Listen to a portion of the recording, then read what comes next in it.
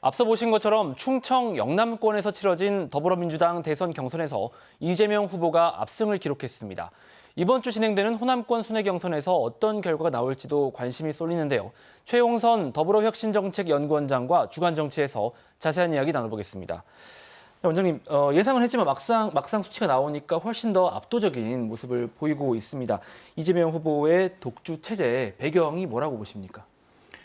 이재명 후보는 이번에 세 번째 도전입니다. 2017년, 2022년에 이어서 이번에 세 번째 도전이고, 그리고 두 번에 걸쳐서 당대표를 거쳤는데 한 번은 77.77%, 한 번은 85%의 득표율로 당선된 그런 경력을 갖고 있습니다. 그리고 이번에는 12.3 내란 사건을 종식시키고 새로운 민주정부를 구성해야 한다는 중요한 임무를 부여받았기 때문에 당원들로 보면 안정감 있는 후보를 선택하지 않았는가 생각하고요. 마지막으로는 지난번 선거법 관련된 2차 항소심 재판이 무죄로 나오면서 사법 리스크라는 그동안의 굴레를 벗어던지면서 이재명 후보의 독주 체제가 만들어지는 것으로 보여집니다. 지금까지의 누적 득표율이 89.56%, 그러니까 90%에 육박하다 보니까 이 수치가 워낙 높다 보니 당내 다양성 그리고 경쟁 이 부분에 대한 어떤 비판적인 시각도 있는 것 같습니다. 이 부분은 어떻게 생각하십니까? 사실은 그동안의 과거 후보들의 활동이 이런 결과를 초래했다고 생각합니다. 그렇기 때문에 이 결과로 인해서 후보들의 활동이 위축된 건 아니다 이렇게 보여지는 것이고요. 그만큼 민주당의 권리당원들이 압도적인 후보의 경쟁력들을 몰아주면서 앞으로의 본선 내에서 국민의힘 후보와의 대결을 준비하고 있는 것으로 보여집니다. 자, 3차 경선지가 이번 주 호남입니다. 당연히 이제 이재명 후보의 우위가 예상이 되는 상황인데 한편으로는 호남에서의 어떤 민주당 견제 심리, 지난 담양군수 재선거에서도 나왔고요. 친명 독주에 대한 비판적인 심리, 이런 것도 변수일 수 있을 것 같습니다. 어떻게 전망하십니까? 저는 그런 미미한 어떤 변수들이 작동하지는 않을 거라고 보여집니다. 대승적으로 결정할 거로 생각하고요. 투표율이 결국 문제로 보여지는데 그동안에 호남은 이미 결정돼 버리면 투표를 안 하는 성향들이 좀 있었는데 이번에는 그것보다는 좀 더 많은 권리당원들이 투표를 하면서 힘을 좀 몰아줘야 되는 거 아니냐 이런 방식으로 결론이 나지 않을까 생각합니다. 투표율 이제 말씀을 하셨는데 말씀하신 대로 이미 이제 답이 어느 정도 나온 것 아니냐 이런 것 때문에 투표율이 낮을 수 있다. 이 부분에 대해서 어떤 당 차원의 말하자면 보관이나 이런 게 있다고 보시는지 궁금합니다. 저는 또 전략적 투표를 할 거라고 생각합니다. 이번에 권리당원들이 115만 명이고 대의원들이 한 15,000명 정도 되는데 이분들의 공통된 의견이 이런 어떤 내란 사태를 종식시킬 수 있는 민주당의 강력한 리더십 이런 것들이 필요하기 때문에 호남도 이런 전체적인 당의 흐름과 크게 엇나가 있다고 생각하지 않고 민주당에 대한 어떤 견제의 목소리 이런 것들은 지방선거나 이런 어떤 보궐선거 같은 작은 단위의 선거에서는 가능하지만 큰 단위의 선거에 있어서는 전체의 국민들의 여론과 권리당원들의 전체 여론에 호남도 부응할 거라고 생각합니다.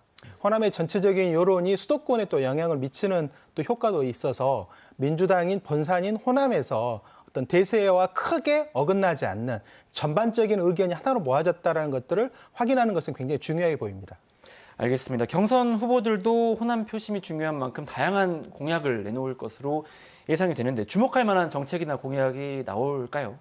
광주로는 AI 중심 도시를 표방하고 있고 또 이재명 후보와 김경수 후보가 AI에 대한 투자를 확대하겠다는 것들을 이미 공약을 내세운 바 있어서 이런 부분과 어떻게 조응하느냐가 되게 중요해 보이고요.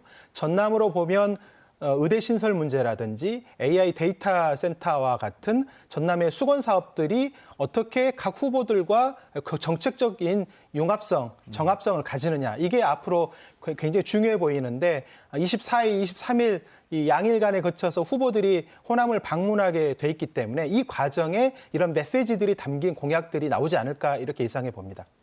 알겠습니다.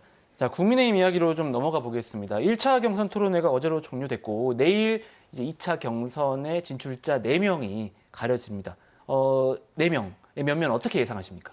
우선 3강은 추려진 것 같습니다.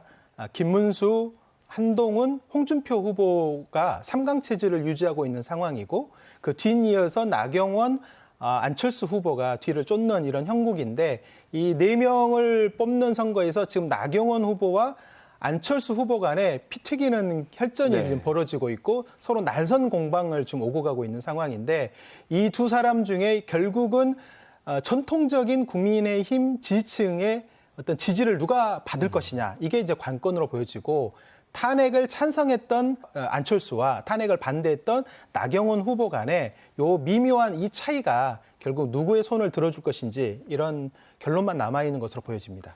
여튼 쟁점이 윤석열 전 대통령입니다. 여전히 윤 전 대통령의 그림자가 국민의힘에 아른거리고 있는 것 같은데 윤 어게인이라는 신당 창당이 이제 추진이 됐다가 보류되기도 했잖아요. 이 윤 전 대통령의 행보를 어떻게 전망하시는지 그리고 이게 국힘에 어떤 영향을 줄지 궁금합니다. 결과론적으로는 국민의힘에 굉장한 정도의 악재로 작용할 겁니다. 관저 정치를 비롯해서 지금 윤석열 전 대통령이 재판을 하고 있는 상황임에도 불구하고 정치에 개입하는 듯한 메시지를 계속 발신하고 있습니다. 그리고 본인의 변호인 출신들이 신당을 만들려고 하는 흐름에 대해서도 독려를 하거나 아니면 사저로 불러서 식사를 하면서 정책 메시지를 던지게끔 계속 뒤에서 부추기는 형국인데 이게 앞으로 가면 만약에 한덕수 권한대행이 무소속으로 출마하려고 했을 때 윤석열 전 대통령의 복심이 어디로 가 있느냐 이런 과정에 이런 변수들이 굉장히 좀 폭발력 있게 국민의힘을 흔들어 버리지 않을까 이렇게 생각합니다. 자, 한덕수 권한대행 문제도 말씀하신 대로 여전히 조금 관심이 가는 부분입니다. 대선 출마 질문에 미국에서 노코멘트라는 답변을 했어요. 이게 좀 의미가 있어 보이는데 좀 상황이 어떤지 좀 짚어주시죠. 결국은 본인 스스로 이걸 결정하지 않겠다라는 것을 내비치고 있는 것이고 어느 한쪽의 결론을 닫지 않겠다라는 표현이어서 아마 윤석열 전 대통령이 김문수 후보가 만약에 국민의힘 후보로 결정된다고 한다면 한덕수 권한대행을 무소속으로 출마시켜서 둘을 단일화하는 역동성을 발휘하면서 민주당 후보와 어떤 겨룰 수 있는 그런 구도를 만들어내려고 하는 게 아닌가 이렇게 조심스럽게 예측해 봅니다. 한대행 출마 여부가 계속 이제 결정이 안 되는 상황이지만 좀 둘러싼 상황들은 계속 변화하고 있는 모습 잘 지켜봐야 될 것 같습니다. 지금까지 최용선 더불어혁신정책연구원장과 주간정치 함께했습니다. 원장님 오늘 말씀 고맙습니다. 감사합니다.